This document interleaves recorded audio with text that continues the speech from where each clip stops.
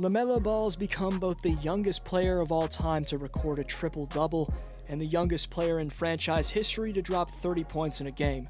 In this video, we'll look at the main reason the 19-year-old is already this good, what he needs to improve on to take the all-star step in the future, and stay tuned to see a prediction of whether or not Melo will lead Charlotte to their first playoff appearance since 2016. If you're already subscribed, welcome back. Let's get into this. We knew Ball had a naturally gifted passing ability before he entered the NBA, but the shocking part about 2020's third overall pick so far is that he's displayed potentially all-time great playmaking awareness in the first quarter of only his rookie season. Most prominently in transition, Lamelo's proving that he can consistently make mind-boggling no-look passes. This side-armed bullet pass where he's looking in the opposite direction didn't seem plausible, but Ball somehow puts it precisely on target for Malik Monk. In the half-court, he freezes defenders by using the footwork and body language typical for a dunk or layup, but then elusively drops it off to a teammate. At 6'6", with this kind of flashy dime dropping, the comparison to Jason Williams isn't a bad one, but given the altitude of his passes, I think Ball's vision more relates to Magic Johnson than it does to J. Will, aka White Chocolate. But LaMelo's pure passing is one of a kind, and he's completing plays we've never seen made this consistently. When he's hanging in the air, he has the awareness to bait his defender into thinking he's laying it in until the very last second. Directly before landing on the court, Melo instinctively whips it to a teammate. And it's these types of passes that leave defenders scratching their noggins as to what they should have done. But the real reason Melo's an enigma for opposing coaches to game plan for is how the rest of his offensive repertoire combines with his passing. The quick twitch dribbling at his above-average height for a point guard, his elite floater game where he can pull up from anywhere and drop a floater in, and his solid athleticism are qualities that nicely complement his playmaking vision. It's enticing to see LaMelo already changing speeds in the pick and roll at an all-star caliber level, and around the basket, he's mostly stood the task against NBA bigs, shooting 62% from 0 to 3 feet. But LaMelo's craftiness has a long way to go before he's considered an elite slasher. At times, he looks out of control around the bucket due to a lack of balance and gauge of elevation. While these are typical rookie mistakes, if LaMelo wants to continue to bait defenses through the next decade, which he has the potential to, then he'll have to significantly polish his finishing at the rim. The historic game LaMelo put up against the third best defensive team in the Utah Jazz was certainly convincing that this man's worth all the hype he's been getting, and is the best Ball brother by a wide margin. Whether or not he'll lead the Hornets to the playoffs is coming up, but let's look at his signifying performance against the Jazz, which earned him the respect of a two-way star in Donovan Mitchell. After LaMelo picked apart the Jazz defense, scoring 15 of his 34 points in the fourth, the Spider D. Mitch said after the game about the Hornets prodigy, quote, "I'm very impressed with him and how he went about it, not just tonight, but how he's been playing. I think he's averaging over 26 over his last 5 games or whatever, but he's the real deal.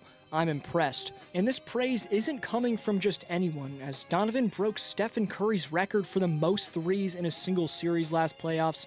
Considering Mitchell's the leading scorer on the #1 seed in the West right now, it's safe to say he has a high basketball IQ and knows what he's talking about in saying that Melo's the real deal. But you can tell yourself he's the real deal when you watch him. And even though Charlotte took the L to Utah, LaMelo was clearly in the head of the all-star Donovan Mitchell. Having said that, while Melo's been making shots from deep range lately, if he's going to keep hitting these bombs on a consistent basis, he's going to have to improve the fundamentals on his release. On each of the 4 threes Ball hit against Utah, his landing spots were visibly different, and that lower body balance inconsistency has led LaMelo to some struggles with his percentage from deep range on the season, but lately that hasn't been the case whatsoever. Even though he's got an unorthodox shooting release like his brother Lonzo, in February, albeit just 5 games, this percentage could fall off, but Charlotte's rookie is making a stellar 51% of his shots from outside the arc.